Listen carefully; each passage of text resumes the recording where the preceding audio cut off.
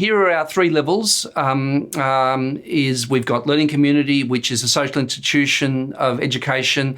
It has a specific place, which might be the school. And I mean, when I say the school there, I mean the school as a physical place, as a building, or and the land around it and whatever. I also, it's also a time. So informal learning is just any time, anywhere you like. Whereas the school happens, you turn up at school at 8:45 and you go home at 3:30, perhaps, whatever it is, or you've got a physics lecture at 6 in the evening. So it's a specified time which is called the space of education, but also it has a number of institutional roles. It has students, it has teachers, it has principals, it has professors, it has vice chancellors, it has all this stuff. So it's a formally structured institution governed by roles and also governed by rules, the rules of the game. You've got to pass to move on and so on. So it's this highly structured learning community which has these spatial dimension, temporal dimension, and also this institutional rule-based dimension as well. So that's the outside frame of reference. Now, what's the curriculum? The curriculum is a planned course of structured learning, which might be grade 7 mathematics, third year university history, or whatever, right? And what we do is what's appropriate to that framework of learning. We say, okay, you've got to know this before you come in. We've got some prerequisites.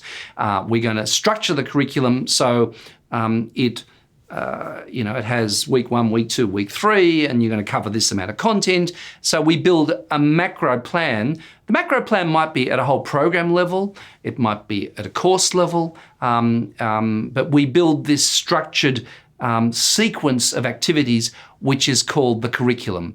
Hey, there's nothing else like this in life. In life, which is just lived every day, the world of informal learning, there's nothing like a curriculum in the sense of these distinguishing design features which characterise curriculum. It's to be known not by what's being learned, but by its design features, its structure.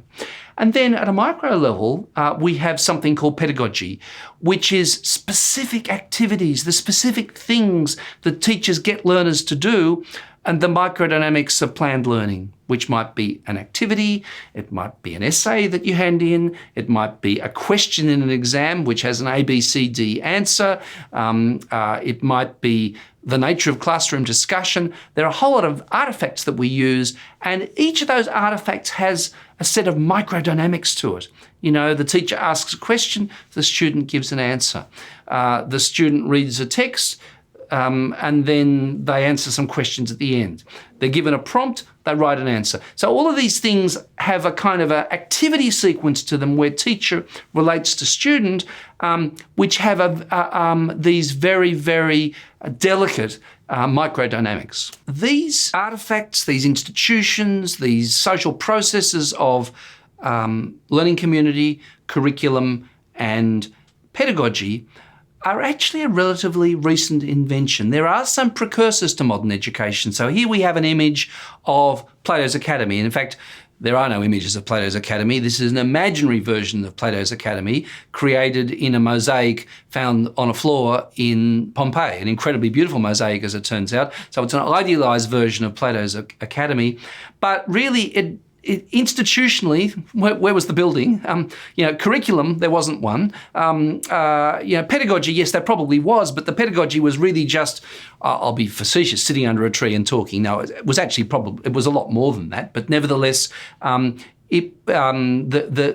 Plato's Academy, where we had Socrates who didn't write anything, then we had Aristotle who did a lot of writing, was this place of dialogue and this place of discussion. But also, unlike modern institutionalised education, this was only for men.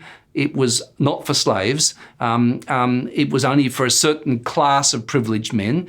There were presumably a whole lot of warriors who were also part of the same class who couldn't be bothered with it, didn't do it. So it was for a very small minority. So in other words, all the dimensions of it make it very, very different from from modern education in many, many ways. But in a way, what's most important for me is the institutional structures were different at those three levels. At the level of a learning community, curriculum and pedagogy. There were some similarities, and we use the word academy today for academics. We use academy to name some schools, but in some ways it's very different. In the East, roughly the same period, we had Confucius, who was a learned man. Confucius becomes somebody who doesn't, speaks a sort of kind of wisdom, is a set of aphorisms, little sayings. That's what Confucius left with us. Wasn't written down during his lifetime, written down later on, passed down as a set of wise sayings.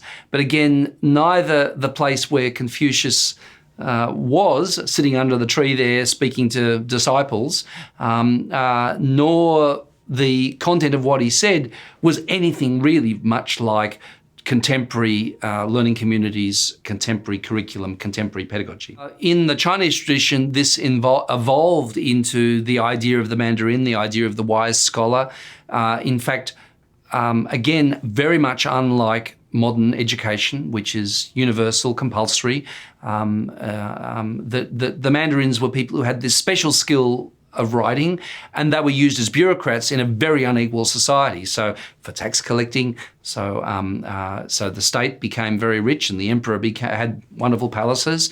They were wise people who knew how to read and write, and the Mandarin was very closely connected to a state which was about gross inequality and redistributing stuff from relatively poor peasants who were illiterate and uneducated through to a ruling elite. So it was very small, the Mandarin class. But it comes with resonances now, by the way, of the idea of a scholar as a wise person. And you can see there are two scholars, a more senior scholar who's instructing a more junior scholar. But again, these relationships, although they bear some kind of resemblance to the idea of formal education, they are formal education in a way.